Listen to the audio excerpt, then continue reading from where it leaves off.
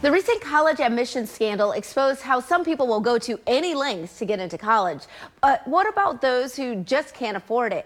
Here with alternative options for receiving college credit is the founder of Modern States Education Alliance, Steve Klinsky. How are you?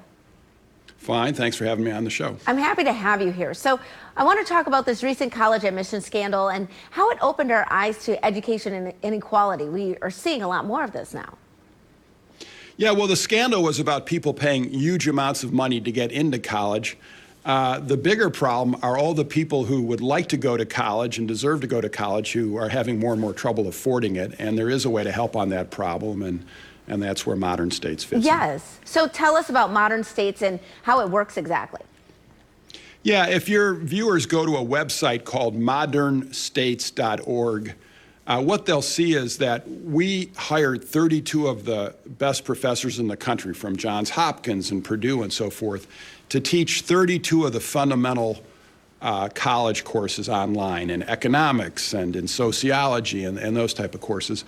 They're totally free for anyone who goes to the site like a public library of college with free online textbooks. And at the end, there's an exam you can take that's been around for 50 years. And if you pass that exam, you'll get credit for that course if you enter University of Maryland or Morgan State or Community College of Baltimore. About 3,000 colleges around the country accept these exams for credit. So we're paying, all the courses are free, the textbooks online are free, and we're paying the cost of the college test. So it's free all the way through, and it's just a way to save up to about a year's worth of college expense when you go to college. That is really, really amazing and almost hard to believe. What led you to education philanthropy, and what impact are you hoping to make in the grand scheme of things?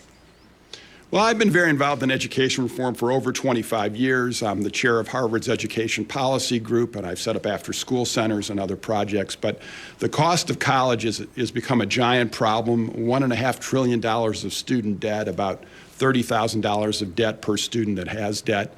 And this is just such kind of a simple way to help a lot of people that we thought it made sense to actually do it. Do you have any success stories that you can share on how this educational model has actually helped some people?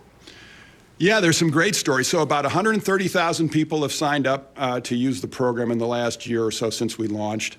The first one who ever took one of our courses is a high schooler out in Washington State, wasn't even planning to go to college, just finished a 2-year college degree with 1 year free from us.